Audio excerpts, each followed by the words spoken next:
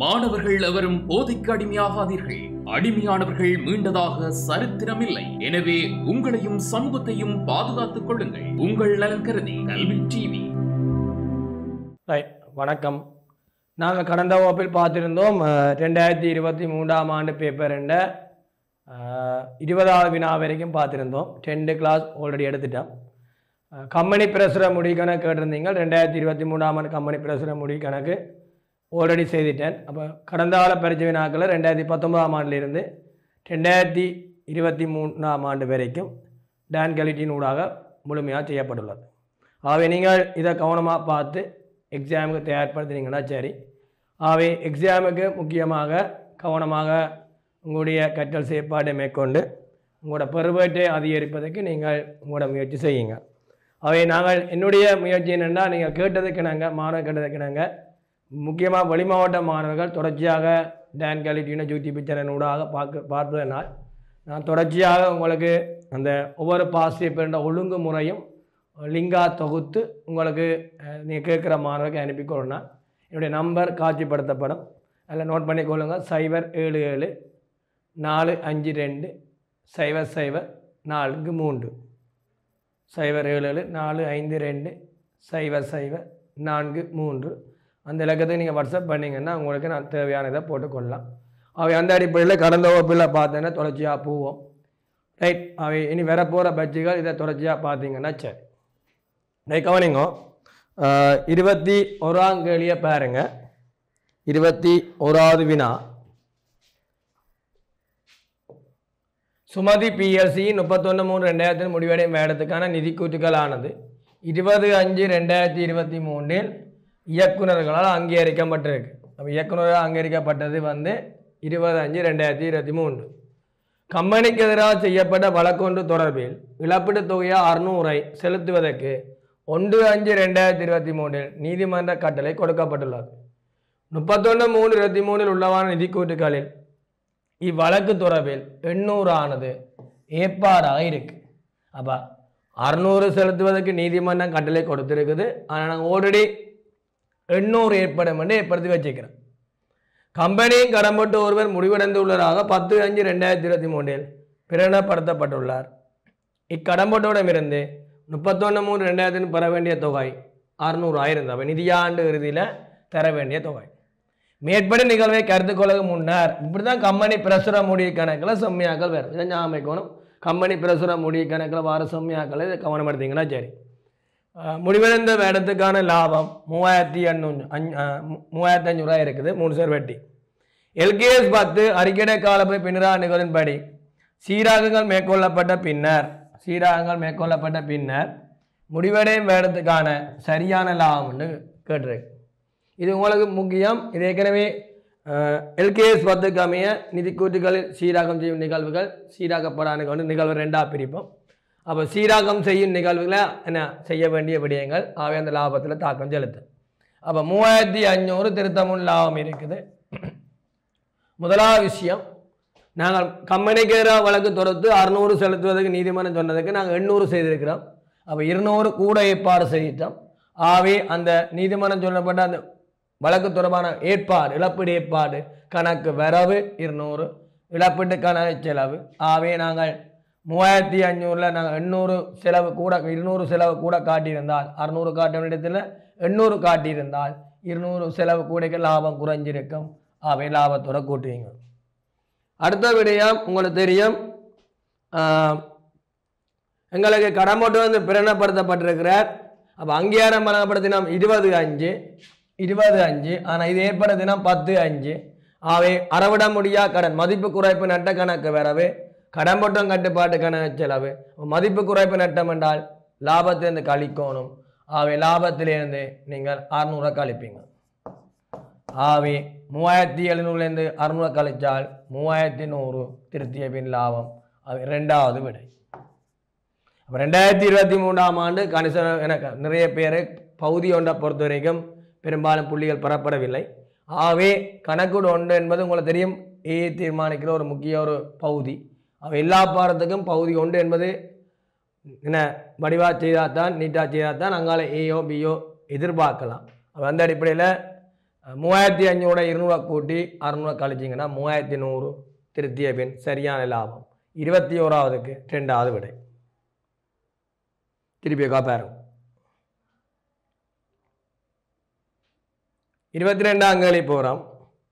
LKS 37 ஏற்பாடுகள் நிகழத்தக்க பொறுப்புகள் மற்றும் நிகழத்தக்க சொத்துக்கள். இலங்கை கணக்கு நியமம் கிளியர் என்றால் தான் பகுதி ஒன்று செய்யலாம். உங்களுக்கு தெரியும் பாச்சுவா பொறுத்த வரைக்கும் கேள்வி உங்களுக்கு எக்ஸாமுக்கு நோட்ஸுகள் வர போகிறது இல்லை. அதில் கணக்கெல்லாம் வரும்.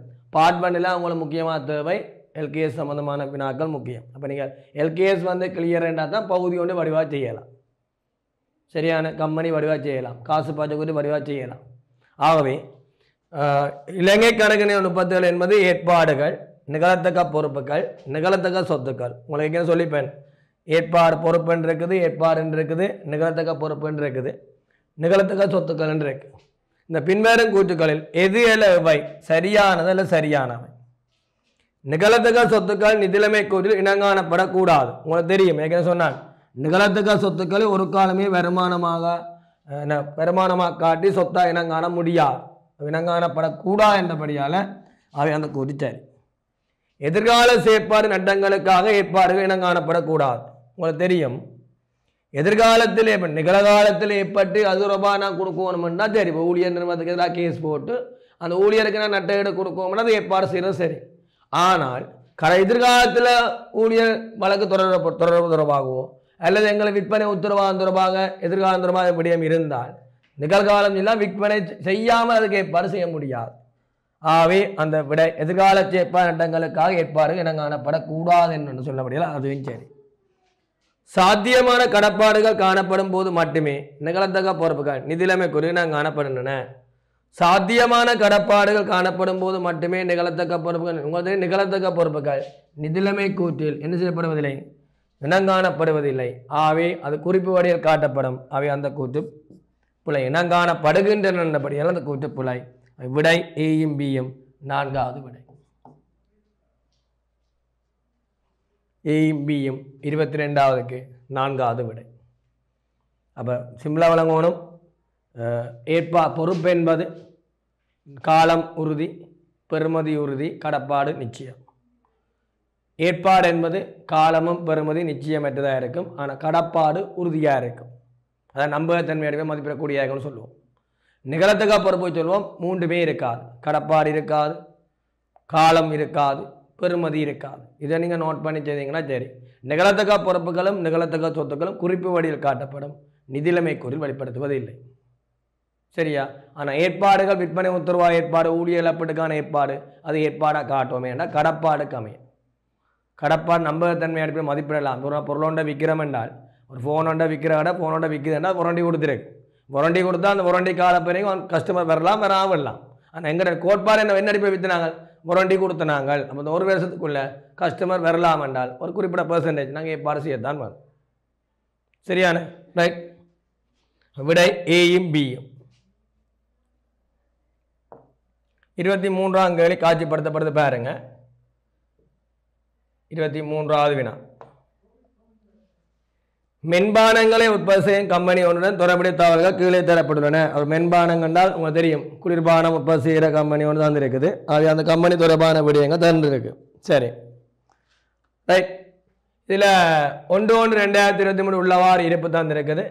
31/2023 உள்ளவாறு நடைமுறை சொத்துக்கள் நடைமுறை பொறுப்பு தந்திருக்கு. நடைமுறை சொத்துக்கள் 6500 இருப்பையும் 2500 முற்பண செலவு. உங்களுக்கு தெரியும் விரை சொத்து காணும் போது நடைமுறை சொத்திலிருந்து இறுதி இருப்பையும் முற்பண செலவையும் கழிக்கும். 31/2000 முடிவடையும் வேறதுக்கான விற்பனை கிரியம் 36,000 தந்திருக்கு. பேடம் ஒன்றுக்கான வேலை நாட்கள் இது கல்வியில் சொல்லுவான். அப்படி சொல்லாட்டி 365 நாள், ஆனால் கணக்கில் சொல்லுவான் 360 நாட்கள் என கருதுக. கம்பெனியின் விரை சொத்து வீதம் இருப்பு வைத்திருக்கும் காலம். விரை சொத்து வீதம் என்றால் விரைவி சொத்திங்கள் நடைமுறை பொறுப்பு. பண்ணிக்கொள்ளுங்க. விரைவி சொத்திங்கள் நடைமுறை பொறுப்பு. விரை சொத்திங்கள் நடைமுறை பொறுப்பு. விரை சொத்து எப்படி காணுவோம் என்றால் நடைமுறை சொத்திலிருந்து இறுதி இருப்பையும் முற்பண செலவையும் கழிப்போம். அப்போ 15,000 நாங்கள் 6,500 இறுதி இருப்பையும் 2,500 முற்பண செலவையும் கழிப்பீங்க. கழிச்சால் 6,000 பேர். விரை சொத்து 6000, நடைமுறை பொறுப்பு 7500, கீழே இருக்கிற உண்டாக்கிறதுவோம் அது சுருக்கினீங்கன்னா சரி. தசம் 8க்கு 1, தசம் 8க்கு 1. இருப்புடைமை காலம்னு சொன்னால் சராசரி இருப்பின் கீழ் விற்பனை கிரயம் தர 360. சராசரி இருப்பின் கீழ் விற்பனை கிரயம் தர 360. சராசரி இருப்பு என்பது ஆரம்ப இருப்பையும் இறுதி இருப்பையும் கூட்டி 2ஆல் பிரிப்பது. அப்போ 5500 ஆரம்ப இருப்பு, இறுதி இருப்பு 6500 கூட்டி 2ஆல் பிரிப்பீங்க. 12,000 பெறும், 6000. விற்பனை கிரியம் என்பது காஸ்ட் ஆஃப் சேல்ஸ், வித்த சரக்கின்ற கிரியம். அவன் கேள்வியில் வந்திருக்கிறான் 36,000 தர 364. அப்போ ஒரு சரக்கை நீங்கள் எவ்வளோ காலம் வைத்திருந்து விற்கிறீங்கள், எவ்வளோ காலம் வச்சிருந்து விற்க போறீங்க. எப்பயுமே இருப்பு வைத்திருக்கும் காலம் குறைவாக இருக்கும். அப்போ தான் பொருள் அடிக்கடி விற்போம். சரக்கை கூட வச்சுருந்தா அங்கே இருப்பு முடங்கிடும், மூடன முடக்கம் ஏற்படும். அப்போ சுருக்கினம் என்றால் 60 நாட்கள் வரும். 60 நாட்கள் வரும், 60 days வரும். விடை முதலாவது விடை, முதலாவது விடை. 23ஆவதுக்கு முதலாவது விடை. டவுட் இருந்தால் கேளுங்க. சரி, திருப்பி திருப்பி பாருங்க, உங்களோட கமெண்ட்ஸை சொல்லணும். வேறு சப்ஸ்கிரைப் பண்ணிக்கொள்ளுங்க டான் குவாலிட்டின்ற இதை. அப்போ நீங்கள் சப்ஸ்கிரைப் பண்ணால் தான் தொடர்ந்து உங்களுக்கு அலர்ட் வரும். அவை கணக்கீடு, பொருளியல், வணிகக்கலை 3 பாடம் தொடர்பாக போய்கொண்டிருக்கு. அவை என்ன பொறுத்தவரைக்கும் நீங்கள் ஐசிடியும் படிக்கிறீங்க. நடைமுறை விடயங்களை கடந்த காலம் இப்போ தொடர்ச்சியாக இல்லாட்டி கடந்த காலத்தை பார்த்தீங்கன்னா தொடர்ச்சியாக இருக்கும். அதில் போய் நீங்கள் லைவில் கிளாஸ் எடுத்தது எல்லாமே இருக்குது, போய் பாருங்கள். அப்போ இங்கே 6,7,500 தசம் 8 உண்டு. அடுத்தது இருப்பு உடைமை காலம், சராசரி இருப்பிங்கள் விற்பனை கிரியம் தர 360. அப்போ 6,36,000 தர 360 சொல்லிக்கிறோம்னா 60 நாட்கள். விடை 23ஆவதுக்கு முதலாவது விடை.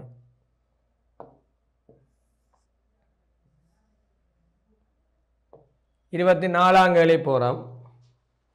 முகாமை கணக்கிட்டு அறிக்கைகள் தொடர்பில் பின்வரும் கூற்றுக்களில் எவை சரியானவை? இப்போ எனக்கு அது பொதுவாக வர கேள்வி ஒன்று நிதி கணக்கீடு சம்பந்தமாக முதலாம் கேள்வியாக்கப்போ முகாமை கணக்கீடு தொடர்பாக 1/31ஆம் கேள்வியாக கேட்கலாம், இல்லையா இடையே கேட்கலாம்.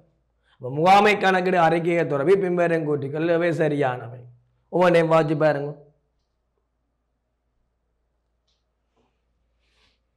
முகாமை கணக்கீட்டு அறிக்கைகள் நிறுவனம் ஒன்றின் அக்கறையுடைய உள்ள தரப்பினருக்கு இதான் முக்கியம்.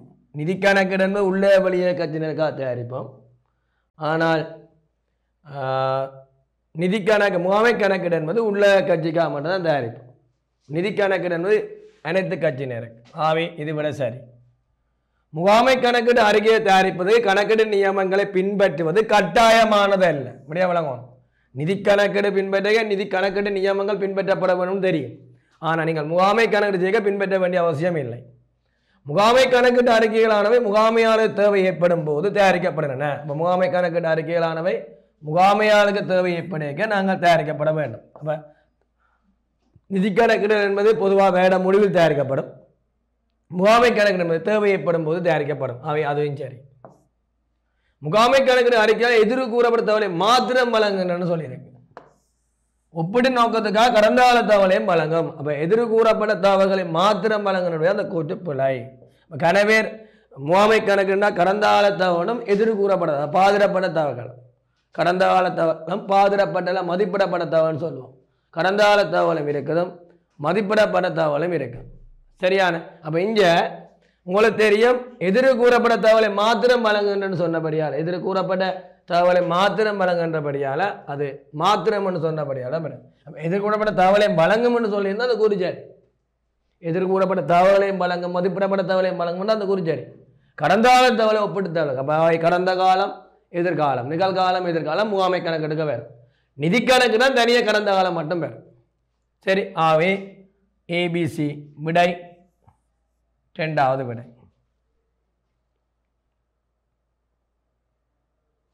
24ஆவதுக்கு 2வது விடை.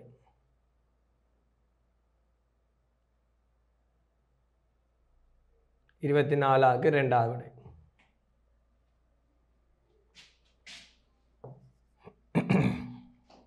ரைட். 25ஆம் கேள்வி போவோம். தனிப்பொருள் ஒன்றை உற்பத்தி செய்யும் கம்பெனி ஒன்று தனது செயற்பாடுகளை 1/4/22 தொடங்கியது. 31/3/23 முடிவடையும் நேரத்தில் ஏற்பட்ட கிரிய விவரங்கள் தந்திருக்கு. இப்போ தான் ஆரம்பிச்சிருக்கிறேன். சரி,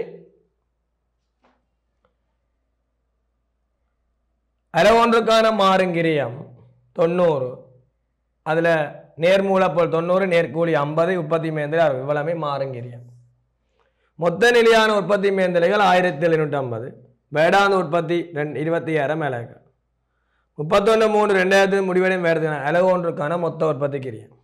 அப்போ உங்களுக்கு தெரியும், நேர் மூலப்பொருள் நேர்கூலி சேர்த்திங்க என்றால் 140 மூலக்கிரியம் பெறும். இதோட அளவு ஒன்றுக்கான உற்பத்தி மேந்தலையோட நிலையான மேந்தலை 1750, 17,50,000, அதை 25,000 மேலே பிரித்து விடும். பிரிச்சிங்கன்னா ஒன்றுக்கான கோஸ்ட் வரும். ஒன்றுக்கான கோஸ்ட் வரும்.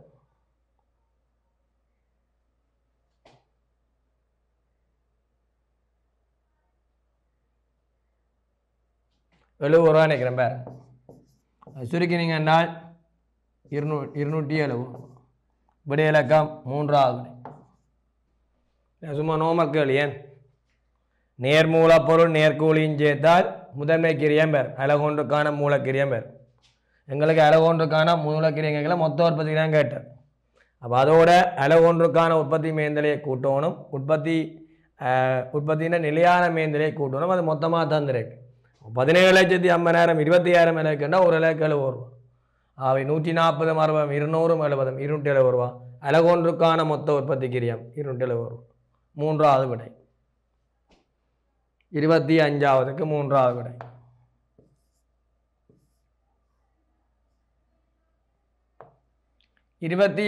கேள்வி. உற்பத்தி கம்பெனி ஒன்றின் மேந்தலைகள் தொடர்பில், உற்பத்தி கம்பெனி ஒன்றின் மேந்தலைகள் தொடர்பில் பின்வரும் கூற்றுக்களில் எது அளவை சரியானது அல்ல சரியானவை? பொதுவாக ஏற்பட்ட உற்பத்தி மேந்தலையிலானவை கிரிய நிலையங்களுக்கு பகிர்ந்தளிக்கப்படுகின்றது. இப்போ கேள்வி விளங்கணும், அந்த ₹20 தான் சொல்லப்படுது. பொதுவாக ஏற்பட்ட உற்பத்தி மேந்தலையானவை கிரிய நிலையங்களுக்கு பகிர்ந்தளிக்கப்படும். இப்போது அந்தந்த திணைக்கிறதுக்கு நேரடியாக அடையாளப்படுத்திய மேந்தலை, இப்போ களஞ்சிய வாடகை என்று வந்தால் அது களஞ்சிய திணைக்கிறதுக்கு பயிரும். உற்பத்தி திணைக்களம் பொருத்த திணைக்கிறதுக்குரிய வாடகை செலவு வந்தால் அதுக்கு பயிரும், இல்லை மின்சாரம் அதுக்கு பயிரும். ஒன்றுமே தெரியாட்டி அதை சொல்லுவோம் பயிர்ந்தளித்தல்னு சொல்லுவோம். பொதுவான மேந்தலை பயிர்ந்தளிப்பு. ஆகவே ஏ என்ற கூட்டு சரி. மொத்த மேந்தலையானது மொத்த கிரியத்துக்கு மொத்த உற்பத்தி கிரியத்துக்கு முடினா வேறுபாடாகும். மொத்த மேந்தலை என்பது 2 வேறும். ஒன்று உற்பத்தி மேந்தலை வேறும், மற்றது உற்பத்தி அல்லா மேந்தலை வேறும். உற்பத்தி மேந்தலை வேறும், உற்பத்தி அல்லா மேந்தலை வேறும். ஆகவே இது உங்களுக்கு இப்படி வந்தால் முதன்மை கிரியத்துக்கும் மொத்த கிரியத்துக்கும் விடப்பட்ட வித்தியாசம் என்றால் அது சரியாக இருக்கும். உற்பத்தி மேந்தலை வேறும், உற்பத்தி அல்லா மேந்தலை வேறும். இது மொத்த மேந்தலையானது மொத்த கிரியத்துக்கும் உற்பத்தி கிரியனா உற்பத்தி கிரியத்துக்கு மொத்த விடப்பட வித்தியாசம் உற்பத்தி அல்லா மேந்தலை என்று வரும். ஆகவே அந்த பி என்ற கூட்டு பிழை. மேந்தலை உறிஞ்ச வீதம் இயந்திர மனத்தியா மேல ஊழிய மனத்தியா அடிப்பதில் மாத்திரம் கணிக்கப்படும் சொல்லியிருக்கு. மாத்திரம் பிழை. ஏன்றால் உங்களுக்கு தெரியும், அதில் 6 முறை இருக்கு. நேரடி கிரியங்களை உற்பத்தி செய்யப்படும் ஒரு அளவுக்கிடையே பயந்தளிப்பது பயன்பெற அடிப்பது தான் என்ன மேந்தலை உறிஞ்சது உள்ளடக்கம்னு சொல்லுவோம். கிரியம் நடைமுறை கடைசி. அதில் இயந்திர மனத்தியாள முறை ஊழிய மனத்தியாள முறையோட உற்பத்தி வெளியீட்டு அளவு முறை இருக்குது. நேர் மூலப்பொருள் கிரியத்தின் சதவீத முறை இருக்குது, நேர்கூலி கிரியத்தின் சதவீத முறை இருக்குது, மூலக்கிரியத்தின் சதவீத முறை இருக்குது. சரி, ஆகவே விடை சி. அது மாத்திரம் என்ற முறையில் பார்த்தா என்ன நீங்கள் எக்ஸாமுக்கு வாரது இயந்திர மனத்தியாள முறை மூலிய மனத்தியாள 2ல் ஒன்று தான் எக்ஸாமில் 2 பேர், மிச்சம் 4 முறை வாரே. ஆனால் முறை இருக்குன்னு மாத்திரம்னு சொல்ல முடியாது, அந்த கூட்டுப்பட விட மட்டும் ஏ மாத்திரம் முதலாவது விடை. மேந்தலை கிரியமிடல் நடைமுறைகள் தொடர்பாக தான் இந்த கேள்வி வந்திருக்கு. கிரியமிடல் நடைமுறை தொடர்பாக இந்த கேள்வி வந்திருக்கு. அப்போ அந்தந்த திணைக்களத்துக்கு நேரடியாக தொடரப்பட்ட மேந்தலை சார்ட்டு செய்வோம், ஒதுக்கீடு செய்வோம். அப்படி இல்லாமல் பொதுவாக ஏற்பட்ட மேந்தலை பயிர்ந்தளிப்போம்.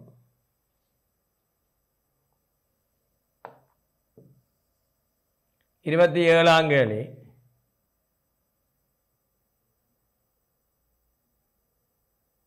உற்பத்தி பொருள் ஒன்றின் கிரயம் தொகை லாப பகுப்பாய்வு தொடர்பில் பின்வரும் கூற்றுகளில் சரியானவை. சரி, அப்போ 27ஆம் கேள்வி. உற்பத்தி பொருள் ஒன்றின் கிரியம் தொகை லாப பகுப்பாய்வு தொடர்பில் பின்வரும் கூற்றுக்களை சரியா. அது பெரும்பாலும் எடுத்து பாருங்க, எல்லா கேள்வியிலும் வந்திருக்கும். ஆனால் இதில் வளமே 28 29 கேள்வி மாறுது. இது 27ஆம் கேள்விக்கு வந்துட்டு லாப நட்ட பெற்ற புள்ளி பகுப்பாய்வு தான் சொல்லப்படுது. லாப நட்ட புள்ளி பகுப்பாய்வு மொத்த விற்பனை லாபம் டிஆர் வந்து டிசிக்கு சமன். இது விளங்கும், டிஆர் வந்து டிசிக்கு சமன். டிசி என்பது எஃப்சிஐயும் பிசிஐயும் கூட்ட வரும்.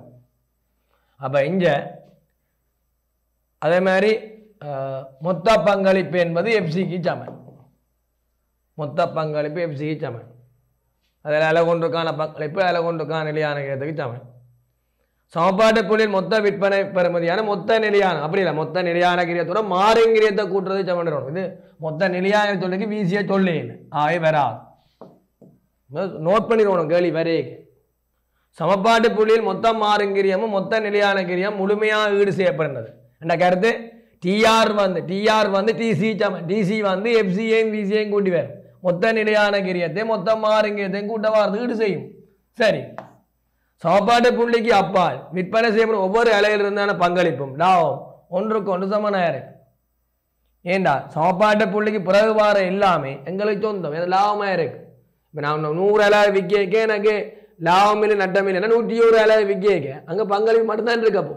ஏன்னா மாறுங்கிரிய மட்டும்தான் இருக்கு. ஏன்னா நிலையான கிரியம் வீடு செய்தாச்சு. இப்போ மாறுங்கிரியத்தை இருக்கிறது எங்களுக்கு மாறுங்கியத்தை கழிச்சு வார விற்பனை இருந்து மாறுங்கியத்தை கழிச்சு வார பங்களிப்பு வந்து அந்த இடத்துல லாபத்துக்கு சமனாக இருக்கு. ஆவே சி சரி. விடை பியும் சியும் 4வது விடை. பியும் சியும் 4வது விடை. இப்போ சமப்பாட்டு புள்ளிக்கு அப்பால் விற்பனை செய்யப்படணும், சமப்பாட்டு புள்ளிக்கு மேலே விற்கிறோம்னா எங்களுக்கு லாபம் தான். அப்போ அங்கே பங்களிப்பு மட்டும் இருக்கு. மேலே நிலையான கிரியம் முதலீடு செய்தாச்சு.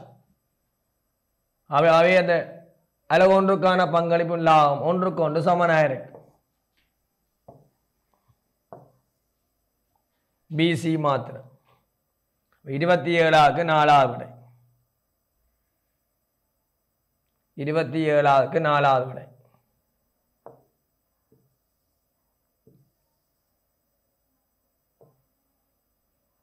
இருபத்தி 8ஆம் கேள்வி போவோம். இதில் அந்த மேந்தல பகுதிமான விடயம் வந்திருக்கு. 28ஆம் கேள்வி போவோம். கேள்வியை வாசிங்க. கம்பெனி ஒன்று ஏபி ஆகிய 2 வகையான பொருட்களை உற்பத்தி செய்வதற்கு திட்டமிடுகின்றது. முதலாம் வேட செயற்பாடும் தொடர்புடைய பாதிரி செய்யப்பட மதிப்பீடு செய்யப்பட தகவல் தந்திருக்கு. உற்பத்தி செய்வதற்கு எதிர்பார்த்த அலையின் எண்ணிக்கை ஏல 8000 அலகு, பியில் 2000 அலகு.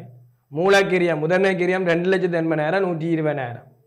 அலகு ஒன்றுக்கு உற்பத்தி செய்வதற்கு தேவைப்படும் ஊழிய மனத்தியாலம் ஏல 5 ஊழிய மனத்தியாலம், பியில் 6 ஊழிய மனத்தியாலம்.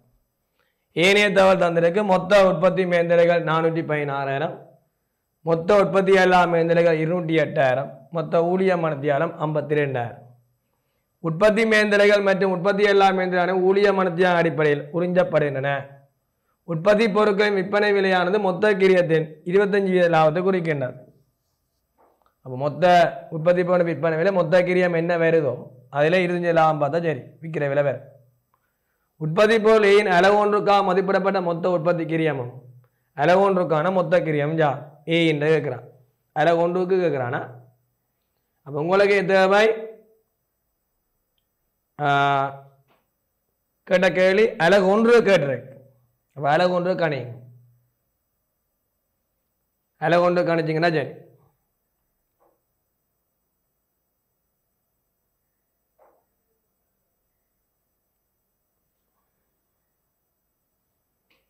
உங்களுக்கு தெரியும் மூலக்கிரியம் 2,80,000. இதை நீங்கள் உற்பத்தி செய்ய அலகின் எண்ணிக்கை 8000 அலகு பிரித்தா அலகு ஒன்றுக்கான இது வேறு.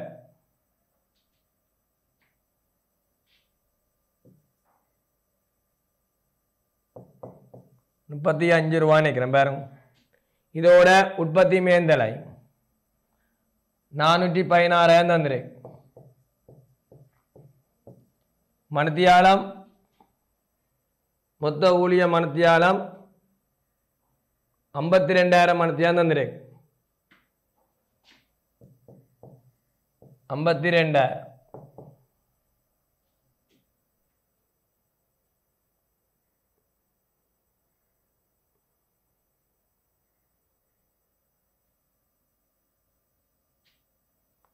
சொல்லிக்கிங்கன்னா 8 ரூபா வேறு நினைக்கிறேன் பாருங்க. ஒரு மர வாரத்துக்கு ஏக்கி 5 மணித்தியாலம் தேவையா. அப்போ நீங்கள் 35ஓட உற்பத்தி மேந்தலை 8 தர 5 8 40 அப்போ 75.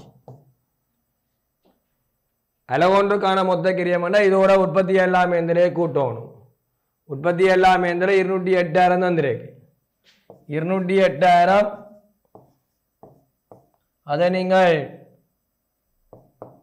52,000 பிரிச்சிங்கன்னா 4 ரூபா வரும். 4 ரூபா வரும். ஒரு இலக்கு விளந்தது அதை சொல்லிக்கலாம் 5 தான், அது மாற்றம் இல்லை. அப்போ 4 தர 5 20 ஆகவே 95. விடை இலக்கம் 2வது விடை 75 95. திருப்பி சொல்கிறேன். அலகொன்றுக்கான மூலக்கிரியம் தரவை அலகொண்டுக்கிற மூலக்கிரியத்தோட அலகொண்டுக்கான உற்பத்தி மேந்தில் சேர்த்து வாரது அலகொண்டுக்கான உற்பத்தி கிரியம். அலகொண்டுக்கான உற்பத்தி கிரியத்தோட நீங்கள் அலகொண்டுக்கான உற்பத்தி கிரியம் வந்தோட அலகொண்டுக்கான உற்பத்தி எல்லாமே இதில் சேர்த்து விட்டீங்கன்னா உங்களுக்கு மொத்த கிரியம் பேர். அப்போ இங்கே உங்களுக்கு விளங்கணும் 2,80,000 8,000 மேலே இருக்குன்னா ஒன்றுக்கான மூலக்கிரியம் 35. 416,000 52,000 மணித்தியாலத்துக்குன்னா ஒரு மணித்தியாலத்துக்கு 8 ரூபா. ஒரு இலைக்கு 5 மணித்தியாலம் தேவை. 5 40 சேர்த்தா 40 35 தான் 75 அலகொன்றுக்கான உற்பத்தி கிரியம். மொத்த கிரியம் கேட்டுக்கு உற்பத்தி எல்லாமே தெரியும். அது ஊழிய மணித்தியாலம் தானே. ஆகவே அதே 208,052 பிரித்தா ஒரு மணித்தியாலத்துக்கு 4 ரூபா வரும். ஒரு இலைக்கு 5 தான். அப்போ 5 20 சேர்த்தா 95 ரூபா. அடுத்த கேள்வி. உற்பத்தி பொருள் பியின் அலகொன்றுக்கான மதிப்பிடப்பட்ட விற்பனை விலை.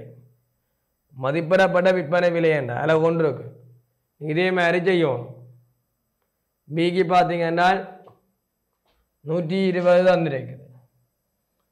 120 தந்திருக்கு. 120,000 2,000 பிரிச்சிங்கன்னா 60 ரூபா வரும். சரி, இனி அங்கால மணித்தியாலம் ஒன்றுக்கு உங்களுக்கு தெரியும் 416,052 பிரிச்சிங்கன்னா 8 8 48 108 வரும். இனி கீழே வந்தது 4 24 சேர்த்தா 132. 132 25 பார்த்தீங்கன்னா சரி 4 பிரிச்சோம்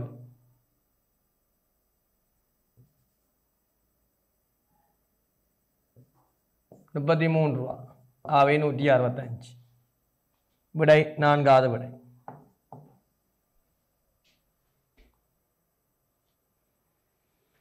திருப்பி சொல்கிறேன். 120,000 2,000 இலைக்கு என்றால் ஒரு இலைக்கு 60 ரூபா வரும். இனி அது உங்களுக்கு தெரியும். உறிஞ்ச வீதம் கணிச்சு வச்சுக்கிறீங்க 8 ரூபா. 6 மணித்தியாலம் தேவை. ஆகவே ஒரு மணித்தியாலத்துக்கு 8 ரூபான்னா 6 மணிக்கு 48. ஆகவே அலகொன்றுக்கான பீனம் உற்பத்தி கிரியம் 108 ரூபா. உற்பத்தி எல்லாமே இருந்தலை ஒரு மணித்தியாலத்துக்கு 4 ரூபா வரும். 6 மணித்தியாலம் தேவை. 6 4 24. அப்போ 132 ரூபா மொத்த கிரியம்.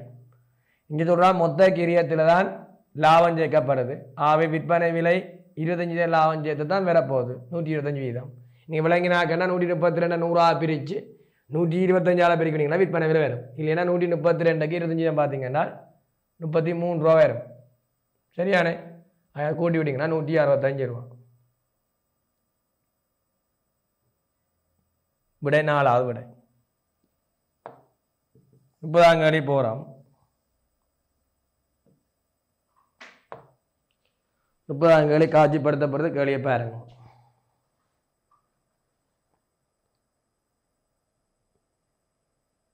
சரியா? கம்பெனி ஒன்று எக்ஸ் மற்றும் Y எனும் 2 சேர்த்திட்டங்களை கருத்தில் கொள்கின்றது. தான் முதலீடு தீர்மானம் 30ஆம் கேள்வி 50ஆம் கேள்வி முதலீடு தீர்மானத்தில் வரும். எக்ஸ் மற்றும் Y எனும் 2 சேர்த்திட்டங்களை கருத்தில் கொள்கின்றது. ஒவ்வொரு சேர்த்திட்டமும் 5 வருட காலப்பகுதியை கொண்டதாகும். பின்வரும் தவறானது இவ்விரண்டு சேர்த்திட்டங்கள் தொடர்பான வந்திருக்கு. இயந்திரம் கொள்ள விலை 8250 7525 கொண்டு வரது பொறுத்தவரைக்கிறியா 150 125 கூட்டணும். ஆரம்ப தொழிற்பட மூலம் தேவைப்பாடு 250 325 வேடம் 1 ரகம் 5 வரைக்குமான தேறிய காசு பாய்ச்சல் நிகழ்கால பெறுமதி 9566 பைக்கு தரையில் தேறிய நிகழ்கால பெறுமதி முதலாவது எக்ஸுக்கு தரையில் பைக்கு தந்திருக்கு. முகாமையாளர் சேத்திரங்கள் மதிப்பிடும் போது பின்வரும் கூற்றுகள் வெளிப்படுத்தப்பட்டுள்ளன. இச்சேத்திரன் எக்ஸின் தேறிய நிகழ்கால பெறுமதி 916 ஆகும். தேறிய நிகழ்கால பெறுமதி என்பது காசு உட்பாய்ச்சலின் இன்றைய பெருமையை கூட்டுத்தொகையிலிருந்து காசு வெளிப்பாய்ச்சலின் இன்றைய பெருமையை கழிக்கும். உங்களுக்கு தெரியும் 9566 இருந்து 8250 150 8400 8400 250 8650 கழியும். கழிச்சிங்கன்னால் 916 வரும். ஆகவே விடை சரி. சேத்திரம் வையின் ஆரம்ப காசு வெளிப்பாய்ச்சல் 7650 ஆரம்ப காசு வெளிப்பாய்ச்சல் சேத்திரம் வை பார்த்தீங்கன்னா 7525 125 325 அவலங்கூட்டினாவே கூட வந்துடும். ஆகவே அந்த கூட்டுப்புல பி வராது. என்னால் விலங்கூட்டி பேர் இதான் வெளிப்பாய்ச்சல்.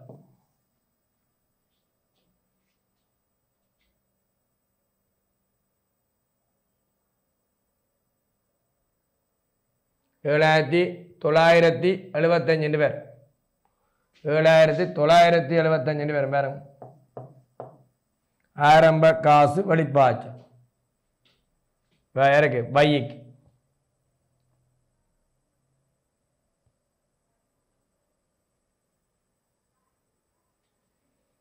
சேத்திடம் வையின் வேடம் 1 ரகம் 5 வரையான தேறிய காசு பாய்ச்சல் நிகழ்கால பெறுமதி 8923 ஆகும்.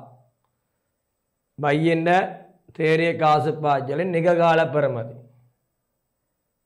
அப்போ 5 வருஷம் இருந்தால் நீங்கள் என்ன செய்யலாம் 7975 948 தான் ப்ளஸில் வந்திருக்கின்றால் நீங்கள் வந்த காசு அதை விட கூட வேறு.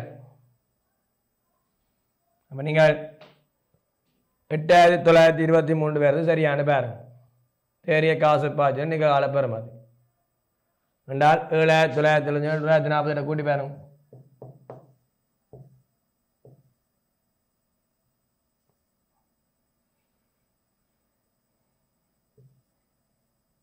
8923 சரியா. விடை சியும் சரி. விடை ஏயும் சியும் மூன்றாவது விடை. 30வது கேள்விக்கு மூன்றாவது விடை. 30க்கு மூன்றாவது விடை. 30க்கு மூன்றாவது விடை.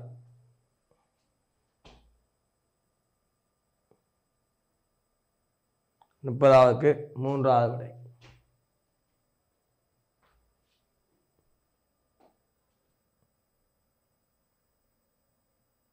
ரைட்.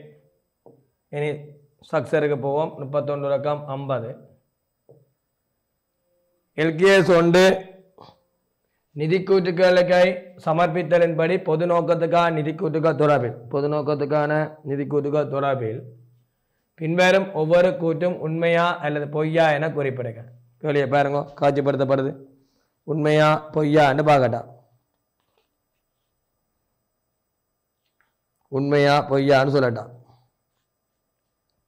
பாருங்க, இலங்கை கணக்கு நியமம் 1 நிதி கூட்டுக்களை முன்னிலைப்படுத்தல. எப்படின்னா நிதி கூட்டு சமர்ப்பிக்கணும் என்று சொல்றதா இந்த எல்கேஎஸ் 1. பொருத்தமான கணக்கெடு நியமங்களுக்கு அமைவா தயாரிக்கணும், கணக்கெடு நியமம் பின்பற்றணும். சரி. நிறுவனத்திடமிருந்து குறித்த தகவல் வழங்கும்படி கேட்கக்கூடிய நிலையில் இல்லாத பாவனையாளர் தேவைகளை பூர்த்தி செய்வதற்கு நிறுவனத்திடமிருந்து குறித்த தகவலை வழங்கும்படி கேட்கக்கூடிய நிலையில் இல்லாத பாவனையாளர்கள் வெளிக்கட்சியினருக்காக பூர்த்தி செய்வதற்கு தயாரிப்பு. சரி. நிறுவனம் ஒன்றின் தொடர்ந்தியங்கள் பற்றி முகாமையின் மதிப்பீடு நடிப்பை தயாரிப்பு. நிறுவனம் என்று எதிர்பார்க்கும் எதிர்கால காலப்பகுதி வரைக்கும் தொடர்ந்து இயங்க வேண்டும்.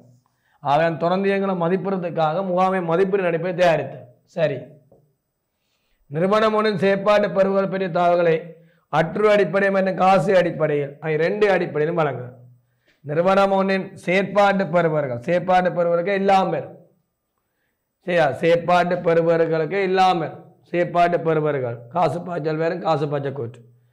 லாபம் என்பது அற்று அடிப்படை. அற்று அடிப்படை மற்றும் காசு அடிப்படை ரெண்டு அடிப்படையிலும் வழங்குதல். சரி, 31ஆம் கேள்வி 4ம் சரி. கணக்கு நியமங்கள் தயாரிக்கணும்.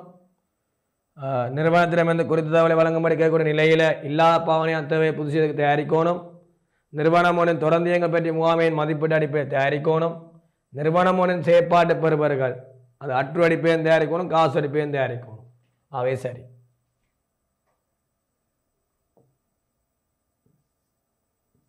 4ம் சரி. 32ஆம் கேள்வியை பாருங்க.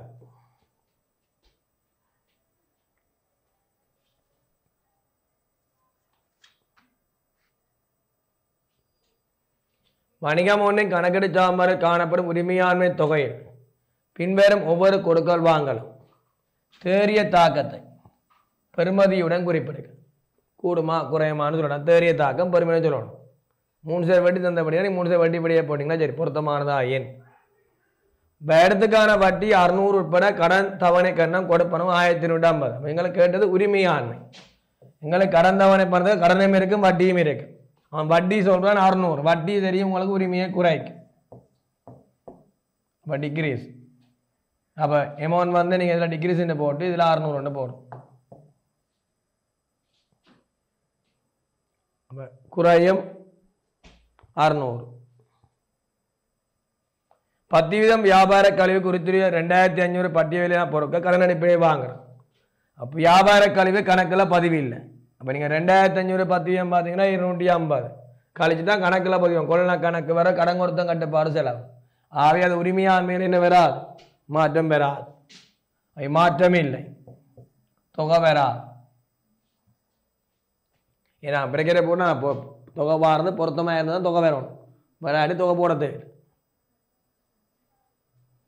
அப்போ குறையும் 600 பெறுமதி, இது மாற்றம் இல்லை. நீங்கள் 600 பிரேக்கப் பண்ணி காட்டுறதுல 600 போட்டாலும் சரியா, ஏன்னா ஒன்று போட தானே குறையும். பிரேக்கப் பண்ணி தானே, பிரேக்கப் பண்ணாடினா சரி.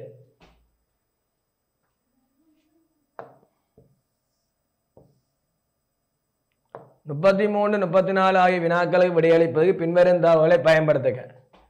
வணிகம் ஒன்றின் எல்லா காசு கொடுக்கல் வாங்கலும் வங்கி நடைமுறை கணக்கு ஒன்றின் ஊடாக மேற்கொள்ளப்படுகின்றன. பின்வரும் தகவல்கள் 2023 டிசம்பர் மாதத்துக்கான இவ்வணிகத்தின் காசு கணக்கிலிருந்து பிரித்தெடுக்கப்பட்டதா? சரியானே கேள்வியை வாட்சி பாருங்க. நேரம் முடிஞ்சபடியால் இந்த மிகுதியை நாங்கள் அடுத்த வகுப்பில் பார்ப்போம். இது 2023ஆம் ஆண்டு 3வது வகுப்பு முடியுது. இனி நாங்கள் 4ஆம் வகுப்பில் சந்திப்போம். மீண்டும் சந்திக்கும் வரை விடைபெற்றுக் கொள்கிறேன். உங்கள் கணக்கு ஆசிரியர் பாலையர். நன்றி, வணக்கம். கல்வி டிவியில் புத்தம்புது நிகழ்ச்சிகளை உடனுக்குடன் பார்த்து மகிழ எமது Facebook மற்றும் YouTube பக்கத்தை லைக் செய்யுங்கள்.